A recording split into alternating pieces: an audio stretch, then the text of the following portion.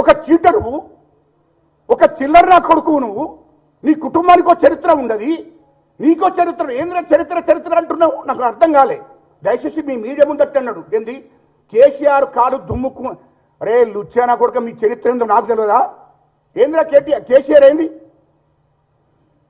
Telugu Desam party రాజకీయ భిక్ష పెట్టింది. ఎన్టీ రామారావు, చంద్రబాబు నాయుడు రాజకీయ భిక్ష పెట్టాడు. అది తెలుగుదేశం పార్టీ టిక్కెట్ ఇవ్వడంతోనే నువ్వు ఎమ్మెల్యే అయ్యావు. తెలుగుదేశం పార్టీ టిక్కెట్ ఇవ్వడంతోనే నువ్వు స్పీకర్ అయ్యావు.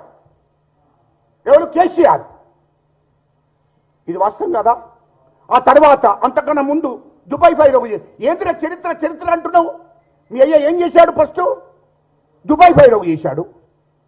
ఆ కాలంలో 100 మంది దగ్గర, నిరుపేదల దగ్గర, కూలి వేసుకుంటున్న దగ్గర 45,000 10,000 తీసుకుని ఆ కాలంలో 40-50 ఏళ్ళ కింద దుబాయ్ పంపుతారని మోసం చేశాడు. దాన్ని తప్పించుకొని పోయి ఢిల్లీకి పోయాడు. అటు ఆన్ నుండి వచ్చి కాంగ్రెస్ పార్టీ, యూత్ కాంగ్రెస్ ఉన్నాడు. ఆ తర్వాత ఎన్టీఆర్ పార్టీ పెట్టిన తర్వాత ఎన్టీ రామారావు గారు ఆ పార్టీలో చేరావు. ఆయన రాజకీయ భిక్ష పెట్టాడు.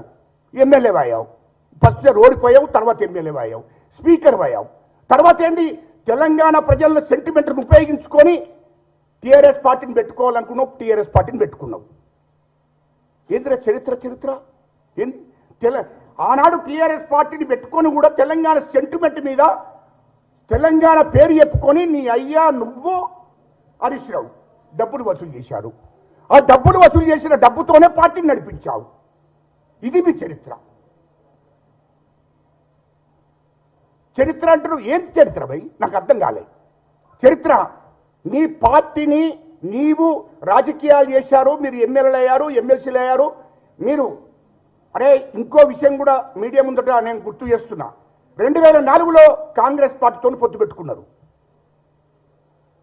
కాంగ్రెస్ పార్టీ